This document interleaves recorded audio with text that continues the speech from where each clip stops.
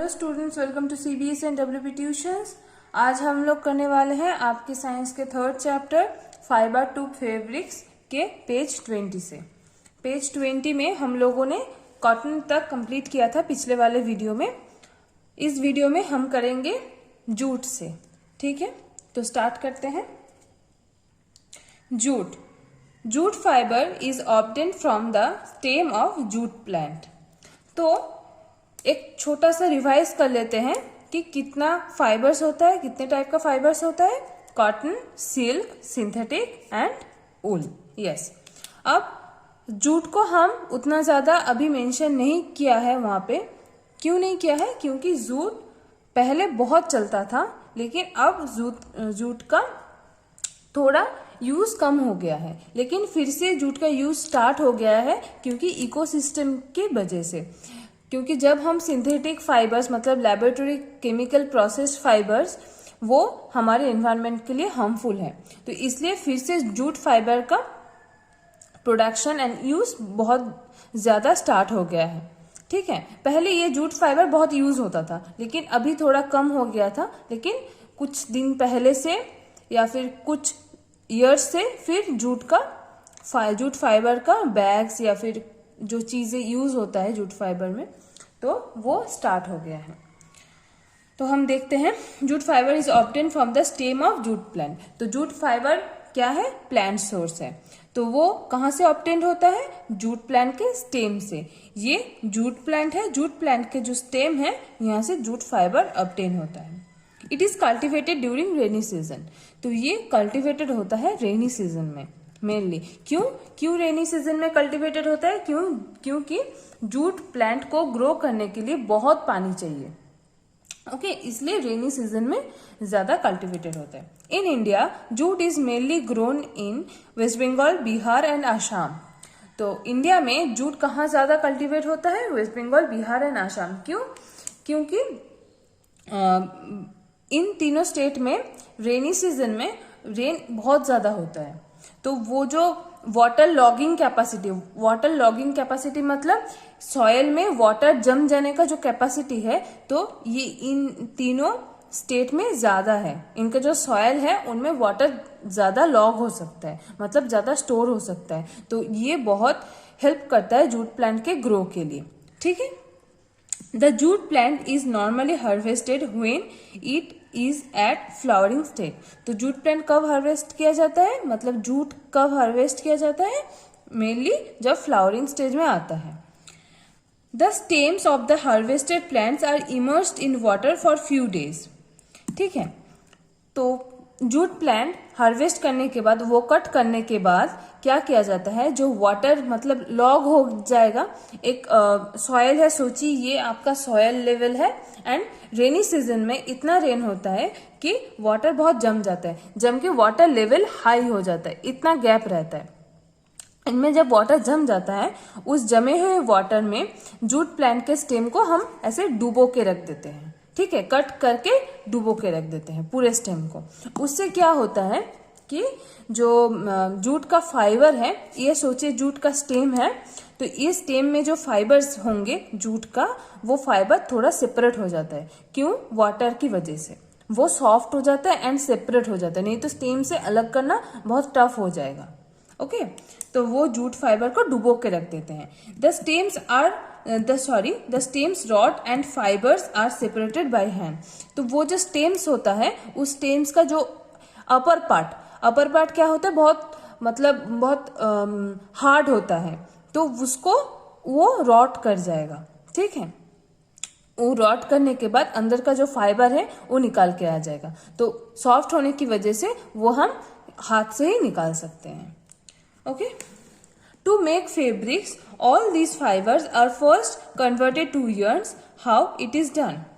तो ये जो जूट का जो फाइबर्स है, जो हमको प्लांट से हाथ से निकालने के बाद मिला, उसको फिर yarns में मतलब थ्रेड में कन्वर्ट किया जाता है। फिर उसके बाद इसको फिर क्लॉथ में कन्वर्ट करते हैं, yarn को लेके क्लॉथ बनाते हैं। तो कैसे होता है? यहाँ पे हमारा कॉटन का yarn बनाने का तरीका है, सेम प्रोसेस है हर एक फाइबर के लिए। ये हो गया फाइबर कलेक्शन, कैसे फाइबर कलेक्ट होता है प्लांट से। कॉटन का हो गया, जूट का हो गया। अब हम करेंगे कि फाइबर जो प्लांट से निकला हुआ जो छोटा छोटा फाइबर है उसको हम बड़े से थ्रेड में कैसे कन्वर्ट करेंगे, ये प्रोसेस है। तो उसके पहले मैं ये दिखा देती हूँ, इसको कहते हैं चरखा। चरखा आप लोगों ने देखा होगा, गांधी जी यूज करते थे, गांधी जी चरखा यूज करते थे, उनका एक सिंबल के हिसाब से हम इस्तेमाल करते थे, ठीक है। तो ये हो गया चरखा।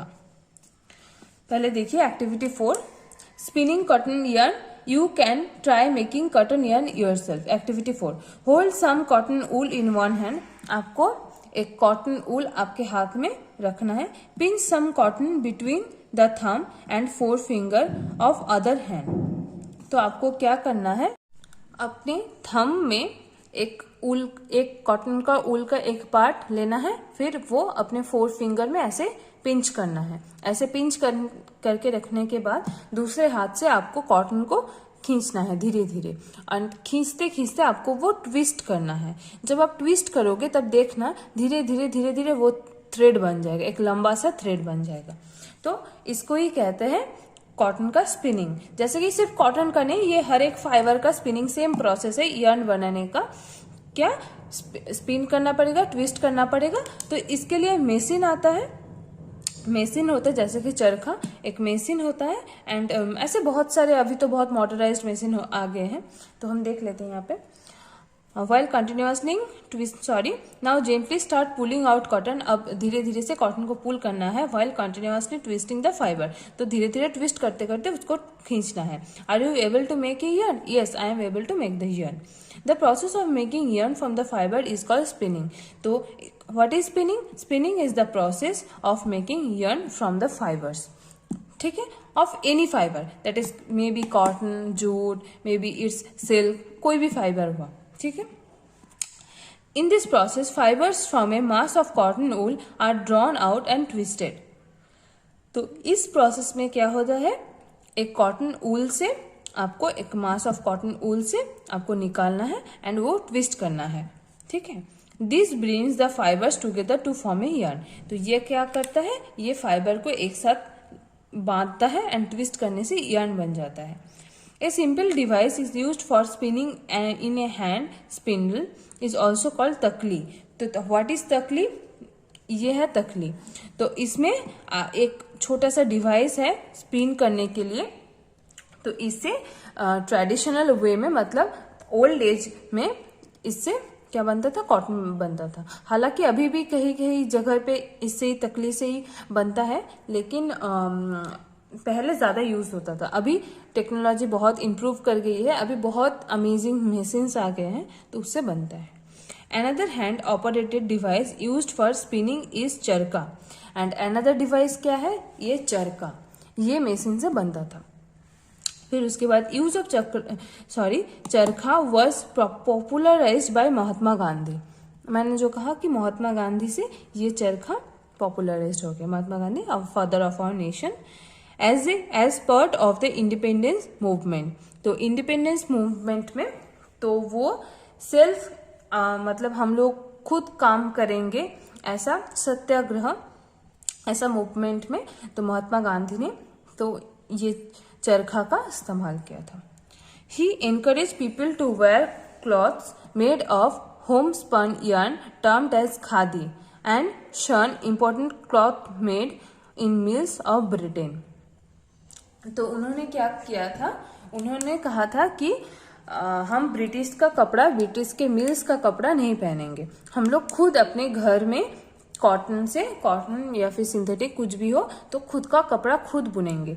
तो उसके लिए उन्होंने ये इसका इस्तेमाल किया था, चरखा का इस्तेमाल किया था। तो तब जब ब्रिटिश का दौर चल रहा था, तो गांधी जी ने कहा था कि ब्रिटिश के बनाए हुए कपड़े हम नहीं पहनेंगे, हम खुद इंडियन खादी कपड़ा। तो उन्होंने ही नाम दिया था कि इंडियन के मिल्स में तब जब बनता था जो कपड़ा, उसको कहते हैं खादी कपड़ा, तो वो पहनेंगे। तो ये आपको एग्जाम में पूछ सकता है, ठीक है। To popularise and promote khadi, the government of India constituted a body called khadi and village industries commission in 1956। तो गवर्नमेंट ऑफ इंडिया, तब हमारा जो गवर्नमेंट था, गवर्नमेंट ऑफ इंडिया ने खादी को एक अच्छा सा रूप दिया एंड विलेज इंडस्ट्री कमीशन से 1956 में इस चरखा का इस्तेमाल एंड चरखा को एक मतलब कॉटन, मतलब एक कपड़े का कंपनी से स्टार्ट किया था। ठीक है। Spinning of yarn on a large scale is done with the help of spinning machine. तो अभी इंडिया में बहुत सारी टेक्नोलॉजी इंप्रूव्ड हो गई है, लेकिन जब गांधी जी थे तब इतना तो मशीन्स नहीं था, सिर्फ चरखा ही था। तो इंडियन गवर्नमेंट ने वो विलेज में एक इंडस्ट्री खड़ा किया, इंडस्ट्री खड़ा करके वो जो खादी कपड़ा है वो बुनना स्टार्ट किया। तो उसके बाद जो इंडियंस, मैक्सिमम इंडियंस ब्रिटिश के बनाए हुए बहुत अच्छे अच्छे कपड़े को छोड़ के, मतलब तब उनका तो क्वालिटी अच्छा था, लेकिन हमारे जो खादी कपड़े का क्वालिटी थोड़ा बहुत लो था, तो इंडिपेंडेंस भी नहीं थी। तो जो ब्रिटिश मिल्स का कपड़ा है उसको छोड़ के हम इंडियंस ने क्या किया था, खादी कपड़ा पहनना स्टार्ट किया था। तो उससे ही हमारा जो विलेज का इंडस्ट्रीज है, अभी वो इंडस्ट्री बहुत बड़ा बड़ा इंडस्ट्रीज हो गया है, लेकिन तभी का जो वो इंडस्ट्रीज स्टार्ट किया था इंडियन गवर्नमेंट ने 1956 में। ठीक है। Spinning of yarn on a large scale is done with the help of spinning machine. तो स्पिनिंग किससे बनता है? स्पिनिंग मशीन से बनता है। अभी तो बहुत बड़ा बड़ा मशीन आ गया है। After spinning yarns are used for making fabric. Spinning के बाद ये जो yarns है ये फैब्रिक बनाने के लिए इस्तेमाल होता है। ठीक है। फिर उसके बाद हम पढ़ेंगे yarn to fabric 3.5। There are many ways by which fabrics are made from yarns। बहुत सारे तरीके हैं जिससे हम yarn से फैब्रिक्स बना सकते हैं। तो देख लेते हैं। एक प्रोसेस क्या है? वेविंग। वेविंग एक प्रोसेस है। In activity 2 you might have noticed that A fabric is made up of 2 sets of yarns arrange together. तो लोगों ने एक्टिविटी 2 में देखा होगा कि फैब्रिक जो है, एक फैब्रिक जो है किससे बनता है? ऐसे कुछ yarns ऐसे वर्टिकल रखे हुए हैं एंड कुछ yarns ऐसे हॉरिजॉन्टली रखा हुआ है। तो ये yarns दो तरह से अरेंज्ड होता है। This process arranging of 2 sets of yarn together to make a fabric is called weaving. तो इसको ही वेविंग कहा जाता है कि ये yarns एक वर्टिकली एंड एक हॉरिजॉन्टली जो सजाने का जो प्रोसेस है उसको ही वेविंग कहा जाता है। Let us try to weave some paper strips. तो हमारे पास तो अभी थ्रेड हम लोग वेव नहीं कर सकते, वो बहुत ज्यादा वो मशीन्स का काम है, तो हम लोग वो नहीं कर सकते, लेकिन हाँ हम पेपर से वेव कर सकते हैं। जैसे कि देखिए एक्टिविटी 5 में take 2 sheets of paper of different colour. आपको 2 कलर के पेपर का शीट लेना है। Cut square pieces of length and width equal to 30 cm from each sheet. आपको स्क्वायर पीसेस लेंथ से काट कर लेना है। Now fold both sheets into half. अब आपको शीट्स को हाफ में कट करना है, फोल्ड करना है, sorry. On one sheet draw lines as shown in the figure 3.2। मैं दिखाती हूँ, देखिए ऐसे आपको फोल्ड कर लेना है।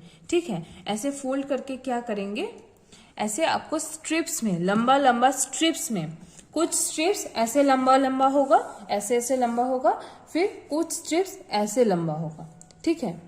ऐसे आपको स्ट्रिप्स कट कर लेना है। फिर क्या करना है, cut both the sheets along the dotted lines and then unfold. Wave the strips one by one through the cut in the sheet of paper in known as 3.2.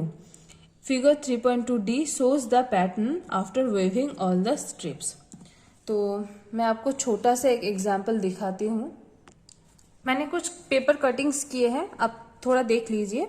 तो एक पेपर को ये सोचिए एक थ्रेड, ये सोचिए अलग थ्रेड। ठीक है। ये देखिए मैं पहले इस पीस को ऐसे रखूंगी। ठीक है, हो गया।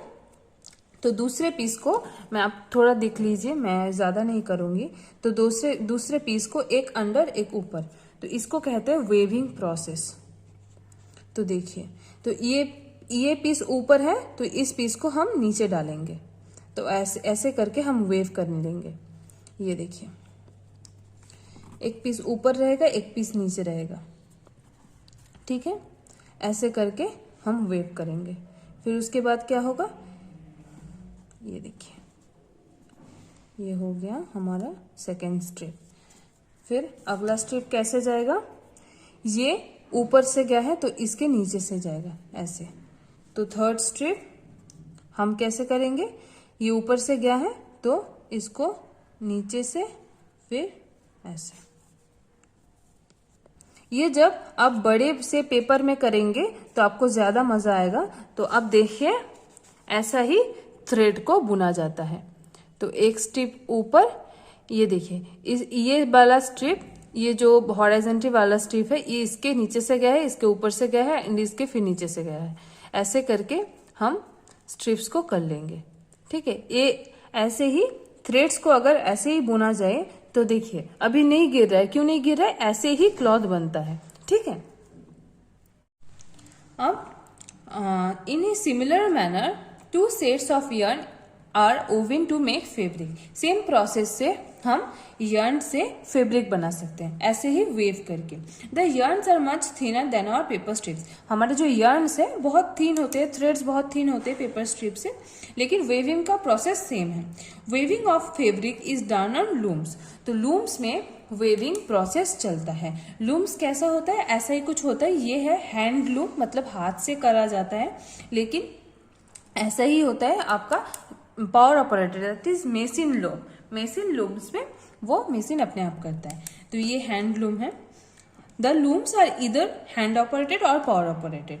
ठीक है, फिर हो गया हमारा वेविंग कंप्लीट। तो फाइबर टू फैब्रिक में, फाइबर से फैब्रिक कन्वर्ट करने में पहला क्या प्रोसेस आता है, वेविंग। ठीक है, पहला प्रोसेस आ जाएगा आपका वेविंग। फिर उसके बाद आ जाएगा knitting. Have you ever notice how sweaters are knitted? In knitting a single yarn use to make piece of fabric. तो इस प्रोसेस में, नीटिंग एक प्रोसेस है। यहाँ पे क्या लगता है कि ऐसा एक yarn का एक स्टैंड चाहिए, फिर ऐसा एक yarn का स्टैंड चाहिए। 2 yarn का स्टैंड हम लोग ऐसे अरेंज करके बनाते हैं। लेकिन नीटिंग एक प्रोसेस है, ये ज्यादातर हमारे दादियाँ बनाती थी। तो नीटिंग एक प्रोसेस है जहाँ पे ये ऊल का एक मतलब फाइबर है। ठीक है, ऊल का एक फाइबर है जो ऐसे रोल किया हुआ है। तो ऊल के फाइबर से एक ही yarn से ऐसे 2 मतलब स्ट्रिप्स हैं, स्टॉक्स कहते हैं जिसको, उसको ऐसे एक ऊल के फाइबर से वो नीट करके करके बनाते थे। ऐसा 2 पेन से ऐसे उनके जो मतलब उनका जो एक पॉइंट होता है, उस पॉइंट से ऐसे नीट करके बनाते थे। ठीक है, स्वेटर्स फिर वगैरह, caps. Have you ever pulled the yarn from the torn pair of socks? आपने कभी सॉक्स से वो जो अगर सॉक्स आपका कट गया है या फिर फट गया है, तो आप वहीं से एक yarn निकाल के देखिएगा, पूरे yarn खुल के आ जाएगा। ठीक है, ये single yarn gets pull out of continuously as the fabric get unravelled. तो अगर आप एक साड़ी या फिर बेडशीट से yarn निकालेंगे तो देखिएगा कुछ ऐसे स्ट्रैंड्स है एंड कुछ ऐसे स्ट्रैंड्स है। तो अगर आप ये स्ट्रैंड निकाले तो सिर्फ ये निकलेगा, ये नहीं निकलेगा। लेकिन सॉक्स का जो yarn है, जो ऐसे निटेड होता है, वो क्या होता है, पूरा एक कंटिन्यूअस होता है। आप एक निकालोगे तो ऐसे जो मतलब नीटेड फाइबर्स है वो खुद ब खुद निकल जाएगा। Socks and many other clothing items are made of knitted fabric. Socks फिर उलन जो आइटम्स है मेनली वो नीटिंग करके बनता है। Knitting is done by hand and also on machines. Machines पे अभी यूज होता है, मशीन्स पे अभी नीटिंग होता है, लेकिन मेनली पहले हैंड से ही होता था। Pahli wants to know if you have seen any fabrics that are made of the fibers on the outer covering of coconut. What are these fibers normally used for? तो आप लोगों ने क्या देखा है कि पहले ये जानना चाहते थे कि जो हमारे कोकोनट के ऊपर का जो फाइबर है, आपने देखा होगा कोकोनट के ऊपर का जो बहुत वुड की तरह हार्ड फाइबर्स है, वो फाइबर यूज होता है, कहाँ यूज होता है आप लोगों ने देखा है? हाँ, वो कभी जलाने के लिए यूज होता है, कुकिंग के लिए कोई यूज करता है, फिर वो किस लिए यूज होता है, मॉस्किटो रिपेलेंट। ठीक है, उस फाइबर में जिससे कहा जाता है कि उस फाइबर में थोड़ा घी डाल के वो मस्कीटो रिपेलेंट के हिसाब से काम भी करता है। फिर कहीं कहीं पहले बहुत होता था कि वो तकिए में जो कॉटन भरता है ना, तकिए में कॉटन नहीं, वो ये मतलब कोकोनट का जो फाइबर वो डाल देते हैं। बहुत हार्ड होता है तो तकिया, लेकिन वो डालते थे पहले। तो अभी बहुत यूज कम हो गया है, लेकिन पहले बहुत ज्यादा होता था। Weaving and knitting are use for making different kind of fabric. तो फैब्रिक बनाने के लिए, फैब्रिक फाइबर से फैब्रिक बनाने के लिए दो प्रोसेस है। एक क्या है आपका, एक वेविंग है, ये वाला वेविंग प्रोसेस, एंड नीटिंग, ये वाला दूसरा प्रोसेस। ठीक है। These fabrics are used for a variety of clothing item। तो ये दो फैब्रिक किस लिए यूज होता है, डिफरेंट क्लॉथिंग आइटम बनाने के लिए यूज होता है। ठीक है, तो ये हो गया आज का क्लास आपका। तो पेज नंबर 23 तक हम लोगों ने आज किया। अगले वीडियो में हम लोग करेंगे पेज 23 के 3.6 से। 3.6 ये मैं कवर करूंगी, पूरे चैप्टर का नोट दूंगी एंड एक्सरसाइज स्टार्ट करूंगी। ठीक है, तो अगले क्लास में हमारा चैप्टर 3 कंप्लीट हो जाएगा। अगर आप लोगों को कोई प्रॉब्लम हो रही है तो आप लोग प्लीज कमेंट करके हमको बोलिए। अगर कमेंट से आप खुश नहीं है, कमेंट के रिप्लाई से, तो आप लोग प्लीज ईमेल कीजिए, पर्सनली ईमेल करके हमें बोलिए। एंड अगर आप लोगों ने कोई सब्सक्राइब नहीं किया है अभी चैनल को, तो प्लीज़ आप लोग पहले जाके सब्सक्राइब कर दीजिए। एंड हम मिलते हैं अगले वीडियो में, तब तक के लिए थैंक यू।